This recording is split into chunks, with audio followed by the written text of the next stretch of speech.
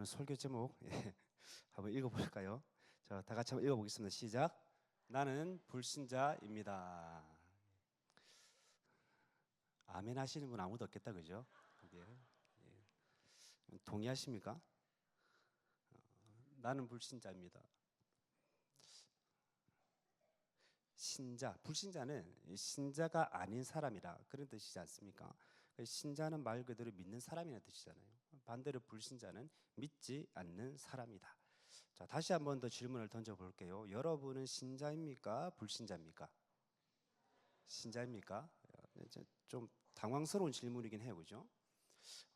여러분 솔직히 여러분의 믿음, 정말 여러분의 믿음을 정말 깊이 있게 진지하게 한번 들여다 보십시오. 다시 한번 여러분의 믿음을 진지하게 깊이 있게 한번 들여다 보십시오.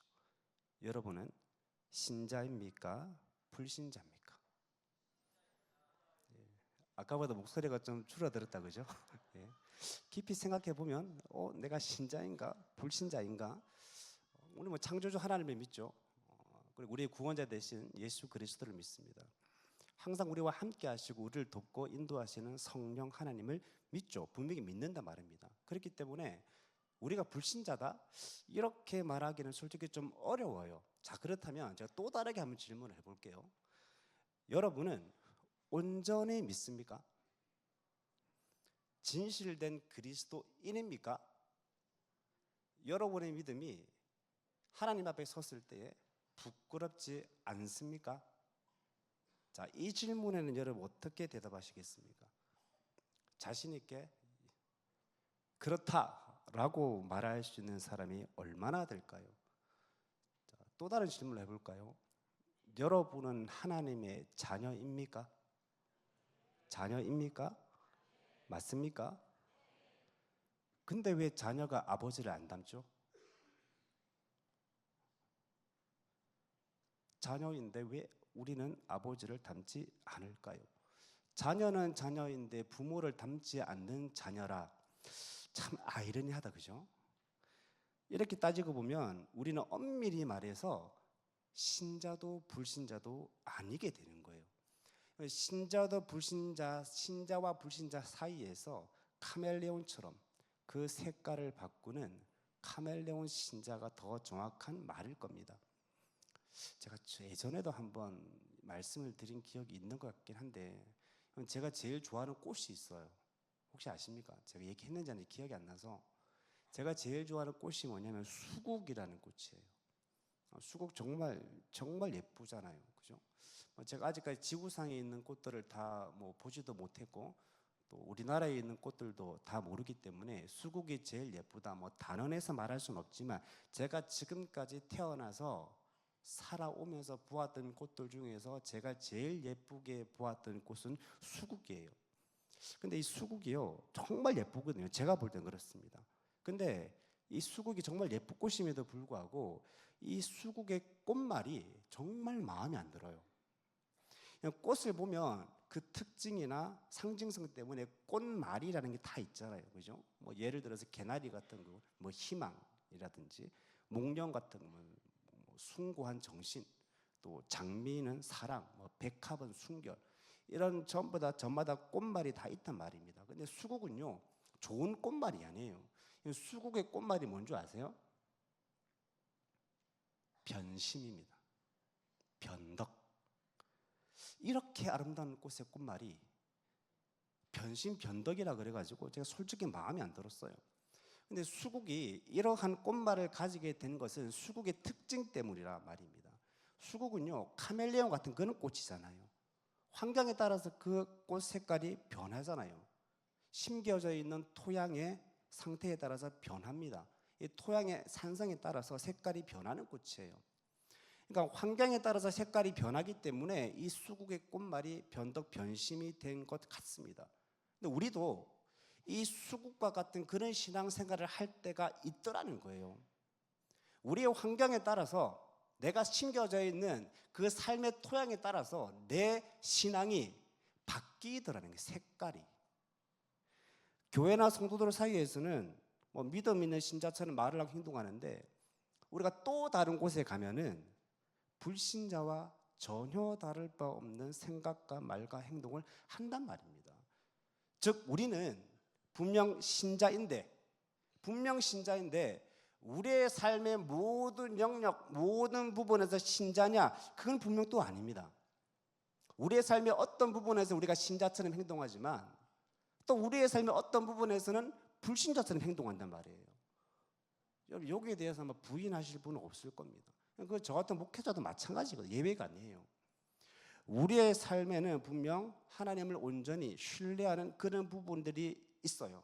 온전히 하나님을 신뢰하고 순종하는 그런 부분이 있는가 하면 그냥 적당히 과하지 않게 그렇게 순종하려는 부분도 있고, 야 이건 믿음대로 했다가는 분명히 나한테 손해가 오거나 혹은 나에게 아픔이 없거나 상처가 있을 것 같으면 한 발을 빼는 불신자의 모습도 있단 말이에요. 분명히 있습니다. 그렇지 않습니까? 집에서 제가 아내와 종종 신앙에 대한 이야기를 하거든요.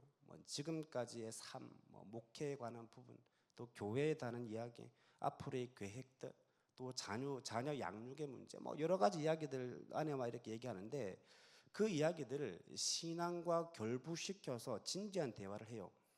저는 때때로 그 가운데서 저희 믿음 없음을 보게 돼요.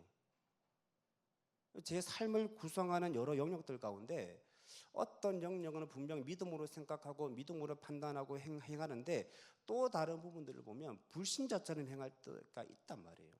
아마 여러분들도 그나마 마찬가지일 겁니다. 여러분의 삶의 모든 영역들을 한번 살펴보세요. 성도들과의 관계에서는 믿음으로 말하고 믿음으로 행동하는데 가족들에게는 불신자처럼 행동할 때가 있어요. 부모나 자녀나 형제들에게 나는 때때로 불신자가 된단 말입니다. 교회에서는 분명 믿음으로 말하고 믿음으로 행동하는데 이웃과의 관계에서 우리는 분명 불신자처럼 행동할 때가 있다고요. 불신자가 된단 말입니다. 이번에 제가 청년들과 학생들 인솔해가지고 우리 전도사님들과 함께 중고청년합 수련회를 다녀왔잖아요. 어제 이제 오후에 이제 교회 도착해서 이제 마무리를 했는데 가서 찬양도 또 많이 하고 또 기도도 많이 하고 그 은혜를 받고 왔어요. 근데 2박 3일 동안 이렇게 수련을 하다 보면요 굉장히 계속 긴장하고 있거든요. 사람이. 얼마 전에 담임 목사님도 말씀하셨지만 사람이 긴장하면 안 아프다 그러잖아요. 그죠? 그 2박 3일 동안 바짝 긴장을 하고 있다가 어제 저녁에 이제 2박 3일 수련회 다 끝나니까 긴장이 싹 풀리는 거예요. 긴장이 잘 풀리니까요 몸이 조금씩 아파오기 시작해요.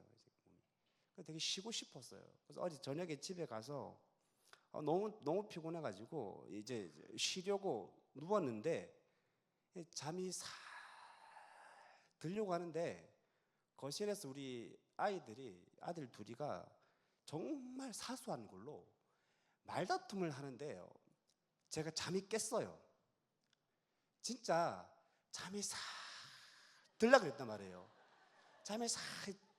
근데 진짜 계속 자려고 해서 잤을 거예요 아마. 근데 깼어요. 다시 자려고 하면 잠이 올까요 안 올까요? 잠이 안 와요. 그럼 너무 화가 나는 거예요. 제가 어떻게 했을까요? 수련회 가서 은혜 받고 와서 순간 아이들에게 제가 불신자가 되었어요. 버럭 소리를 화를 냈단 말입니다. 제가 아이들한테 수련회 와가지고 지금 이게 뭐야? 하면서 제가 화를 한 바가지 내고 다시 들어와 누웠는데 잠이 올까요 안 올까요? 잠이 안 오는 거예요. 누워서 또 후회하는 거예요. 내가 왜 화를 내가 이 화낼 필요까지는 없었는데 내가 또 아이들 앞에서 불신자가 되었네. 예전에 제가 길을 가는데 교회 집사님을 저희 교회 집사님 아니고 제가 부산에 있을 때 제 집사님을 만났어요. 집사님이 반갑습니다 하고 인사를 하는데 옆에 일행이 같이 있는 거예요. 그 집사님이 그 일행한테 저를 소개시켜줬어요. 저희 교회 목사님이셔 하니까 그 일행분이 깜짝 놀란 표정으로 언니 교회 다녀요? 이라는 거예요. 그러니까 이 집사님도 당황한 표정으로 야가 뭔 말이고 야 내가 교회 다닌 지 10년이 넘었다 하니까 그 일행분이 더 놀라면서 10년요? 근데 왜 나는 몰랐지? 우리 친한데? 이라는 거예요. 우리가 세상에서는요, 신자처럼 보이지 않을 수 있다고요. 또한 사람들과 같이 있을 때는 우리가 신자처럼 말하고 행동하는데 나 혼자 있을 때는요, 불신자처럼 되죠. 사람들과 함께 있을 때도 아는 사람들하고 함께 있을 때는 신자처럼 행동하는데 모르는 사람들 사이에 껴 있으면요, 우리는 언제든지 불신자가 될 때가 있다니까요. 이럴 때 우리는 분명 신자인 것은 맞는데 우리의 삶의 모든 영역에서 신자가 아닌 것은 분명합니다. 더 정확히 말해서 저와 여러분, 저도 마찬가지, 여러분도 마찬가지고요. 우리는 신자와 불신자를 넘나드는 삶을 살고 있죠. 카멜레온처럼, 수국처럼 자유자재로 우리의 색깔을 바꿔가며 살고 있단 말입니다. 그리고 우리는 분명 이러한 모습이 믿음 안에서 옳지 않다는 것도 잘 알아요. 우리 보면 바뀌어야 됩니다. 우리가 여러분 언제까지 카멜레온처럼 수국처럼 그런 신자와의 삶을 살 수는 없지 않습니까? 우리는 우리의 삶의 모든 영역에서요, 복음을 적용할 줄 알아야 됩니다. 우리의 삶의 모든 영역에서 신자의 삶을 살지 못하는 이유는 우리의 삶의 영역 중에 복음을 적용시키지 못하는 부분이 있기 때문이에요. 이론은 잘 아는데 적용이 안 되는 거예요, 여러분. 여러분, 우리가요, 복음에 대한 이론을 아는 건 이건 어렵지 않습니다. 성경 열심히 읽고 설교도 잘 듣고 성경 공부 열심히 하고 신앙서적도 많이 읽으면요, 복음에 대한 이론적인 부분 얼마든지 알 수 있어요. 또 모르는 게 있으면 목회자들한테 물어보면 되지 않습니까? 그런데 문제는 뭐냐? 우리가 복음에 대한 이론, 그건 너무나 잘 아는데 그걸 실제로 내 삶 가운데 적용하는 게 안 된다는 겁니다. 복음은 분명 우리의 삶 전체를 변화시킬 수 있는 능력이 있습니다. 이것을 믿습니까? 근데 우리가 그 복음을 듣고 알고 있음에도 불구하고 우리의 삶의 모든 영역에 변화되지 않는 이유는 뭘까요? 복음은 분명히, 하나님의 말씀은 우리의 삶 전체를 변화시킬 능력이 있는데 우리가 복음을 아는데도 불구하고 왜 우리의 삶의 전 영역은 변화되지 않을까요? 복음을 적용시키지 못하고 있는 부분들이 많다는 거예요. 자, 그렇다면 여러분, 우리는 어떻게 우리의 삶의 모든 부분에서 이 복음을 적용시킬 수 있을까요? 먼저는 내 삶의 영역 가운데서 불신자의 영역이 무엇인지를 파악해야 됩니다. 그리고 그 삶의 영역을 하나하나씩 복음으로 적용시켜 신자의 삶으로 변화시켜 나가야 되는 거죠. 저는 여러분이 반쪽짜리 믿음, 반쪽짜리 신자가 아니라 하나님 앞에서 온전히 믿음으로 한 발자국씩 나아가기를 축복합니다. 그렇다면 우리는 어떻게 해야 될까요? 제가 첫 번째 여러분에게 권면하고 싶은 것은 여러분의 삶에서 예수님이 수단이 아니라 답이 되게 하십시오. 수단이라는 게 뭡니까? 어떤 목적을 이루기 위한 방법이잖아요. 그 수단이라 그러죠. 그러니까 내가 이루고 싶은 어떤 목적을 위해서 예수님을 수단처럼 사용하지 말라는 거예요. 수단하고 비슷한 게 도구라는 말이잖아요. 우리는 종종 예수님을 나의 성공, 나의 성취, 내 목적을 이루기 위한 도구로 삼으려 한단 말입니다. 수단과 도구는요, 내가 필요할 때만 쓰는 거잖아요. 예를 들어서 여러분, 벽에 못 박을 때, 뭐라 깡깡 깰 때 뭐 씁니까? 망치 사용하잖아요. 망치는 그런 용도로 사용하는 도구란 말입니다. 밥 먹을 때 망치로 밥을 먹는 사람이 있습니까? 물론 망치로 밥을 못 먹을 건 없죠. 또 먹을 수 있긴 있는데 밥 먹는데 필요한 것은 숟가락이지 망치가 아니잖아요. 여러분, 숟가락으로 음식을 퍼먹거나 먹을 때 사용하는 도구지 그거 가지고 필기 도구로 사용하진 않아요. 도구는 뭡니까? 내가 필요할 때만 쓰는 거예요. 우리가 예수님을 수단으로, 도구로 삼는다는 것은 나에게 필요할 때만 예수님을 찾는다는 말입니다. 그리고 그렇게 예수 믿음이 수단이 되면요, 나에게 손해가 될 때, 나에게 손해가 될 것 같은 그런 영역에서는 우리가 신자의 모습을 숨기게 돼요. 사랑하는 여러분, 예수님은 우리의 수단이 아니라 답이 되어야 할 줄 믿습니다. 예수님은 수단이 아니라 우리의 답, 우리 인생의 답이에요. 우리가 살아가면서 겪는 모든 문제의 답은 오직 예수 그리스도 안에 있습니다. 말씀 안에 답이 있고 믿음 안에 답이 있어요. 여러분 이 사실을 절대로 잊으시면 안 됩니다. 이번 수련회 때 제가 학생들과 청년들에게 그런 얘기를 했어요. 이 세상에 문제 없는 사람이 어딨냐. 이 세상에 문제 없는 사람 없잖아요. 저마다 다 문제를 갖고 안고 살아간단 말입니다. 근데 중요한 것은 뭐냐면요, 나에게 어떤 문제가 있느냐, 그게 중요한 게 아니라 그 문제를 내가 가지고 있느냐, 아니면 그 문제를 하나님께 맡기느냐, 이게 중요한 거예요. 우리는 누구나 우리의 문제를 풀 수 있는 열쇠가 있단 말입니다. 하나님이 그걸 우리 안에 숨겨두셨어요. 우리 안에 두셨단 말입니다. 우리 안에는 그 문제를 풀 수 있는 그 열쇠가 뭐냐? 그게 바로 믿음이라는 거예요. 여러분, 믿음이 우리의 모든 문제를 해결하는 열쇠요 답임을 믿으시길 바랍니다. 누구를 믿는 믿음입니까? 예수 그리스도를 믿는 믿음이에요. 예수님 우리의 답이라는 말입니다. 그분은 우리의 답이에요. 그런데 문제는 뭐냐면 우리가 예수님이 우리의 삶의 답이라는 건 아는데 그 예수님을 믿는 거 이게 참 쉽지가 않다는 겁니다. 예수 믿는 거 참 어렵잖아요. 왜냐하면 예수를 믿는 것은요, 생각외로 불편을 감수해야 되는 부분들이 많거든요. 예수님은 우리에게 너네들이 나를 믿고 나를 따라오려면 불편한 삶을 살 수 있다 하셨어요. 너희가 정말 믿음 안에 살고 하나님을 사랑하고 그분의 말씀을 지키며 살면 분명 불편한 삶을 살 거라 하셨어요. 하지만 동일하게 말씀하기를 너희가 그 불편의 자리에 있고 그 불편을 감수하고 오히려 그 불편을 기뻐할 때에 너희에게 복이 있을 거라 하셨습니다. 사랑하는 여러분, 예수님 왜 우리의 답입니까? 예수님의 그 삶이 우리의 모든 삶의 문제를 해결하는 답이기 때문에 그렇습니다. 예수님이 불편한 자리에 계셨어요. 스스로 그 자리에 들어가셨단 말입니다. 그래서 예수 믿음은 분명 불편한 자리입니다. 예수를 믿는다고 하는 것은요, 우리의 삶의 부분에서 우리의 삶의 영역에서 불편의 자리가 점점 더 많아진다는 거예요. 그런데 진정한 믿음의 경지는 뭐냐? 그 불편함에 싫지 않고 즐거운 겁니다. 그 불편함을 즐기는 거예요. 우리가 등산을 하잖아요. 저는 등산 별로 안 좋아합니다.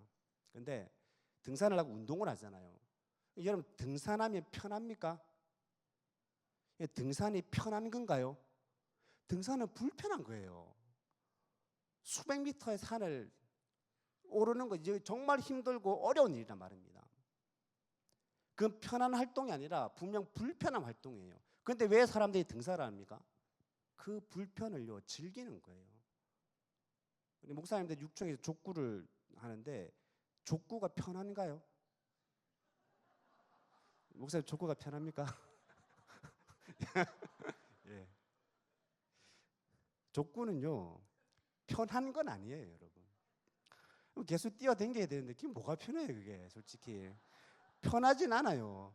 근데 왜 족구를 편하지 않은 족구를 왜 할까요?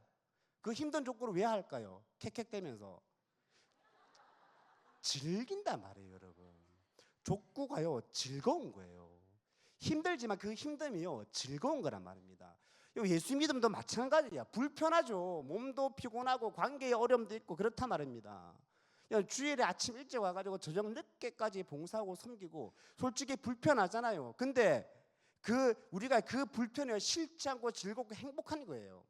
예수의 자리, 그 불편의 자리가 우리에게 익숙할 때 그것이 싫지 않고 오히려 기쁘고 즐길 수 있을 때 그때 저와 여러분의 모든 삶의 문제가 해결될 수 있음을 여러분 믿으시길 바랍니다. 예수님처럼 살면 되는 거예요. 예수님처럼 사는 것은 불편한 삶이지만 그게 답입니다.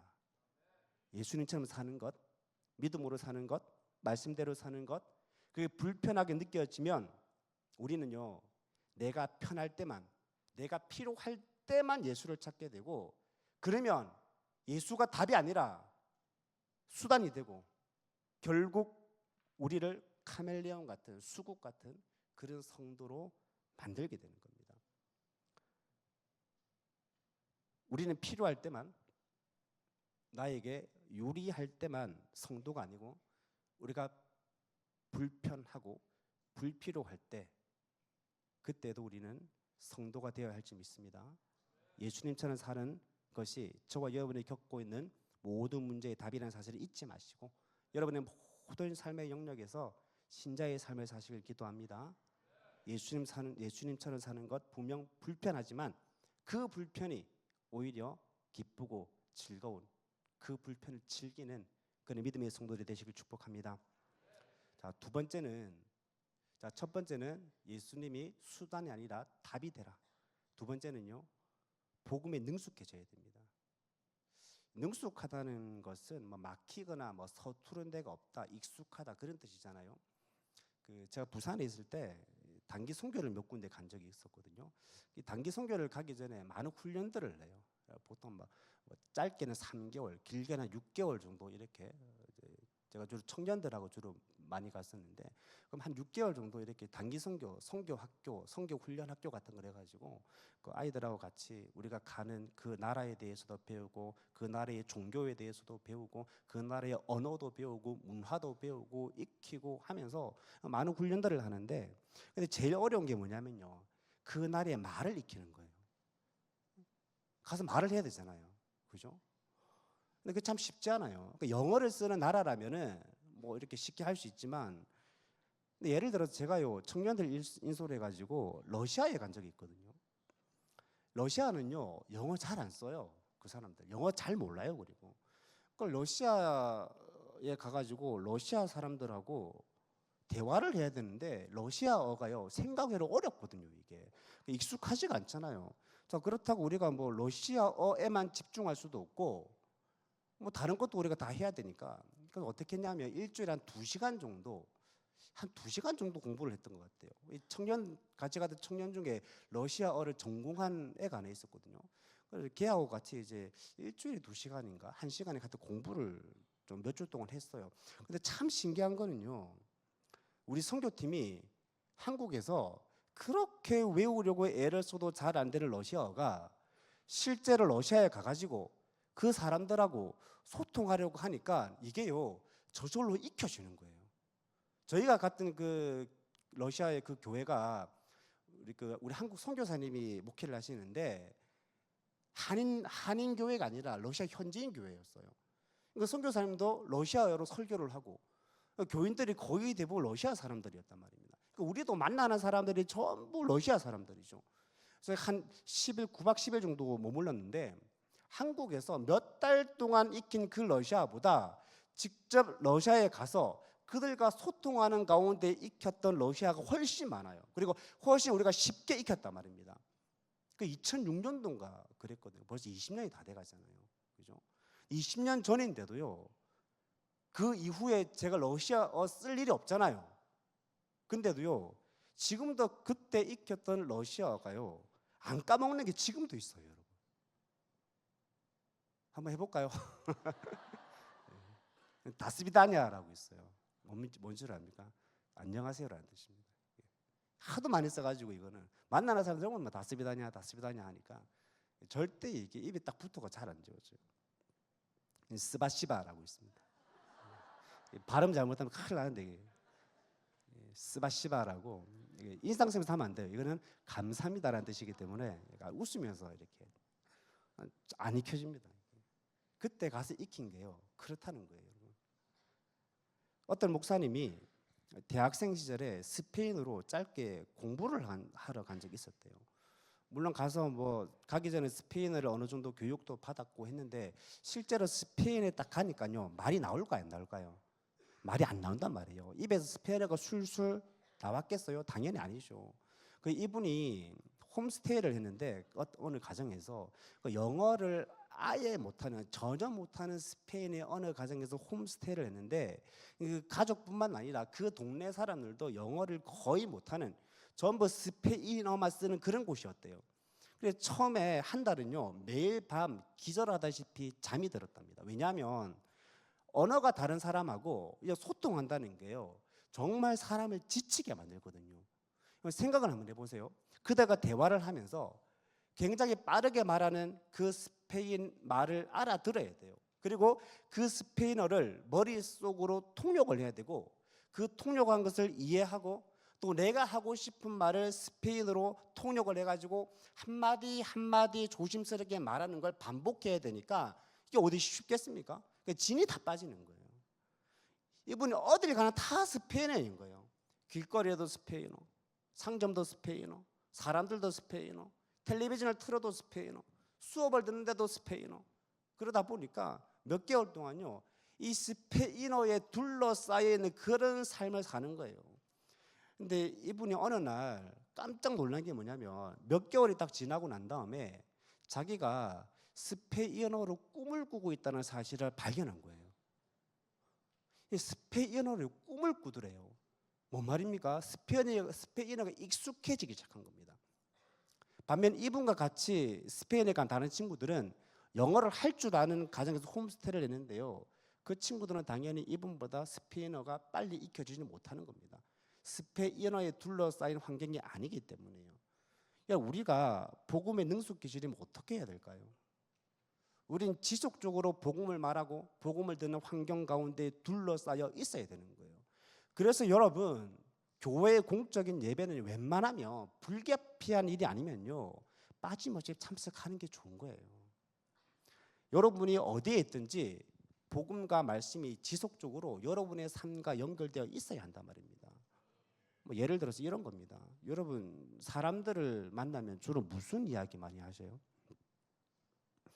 사람들 만나면 뭔 얘기 많이 합니까?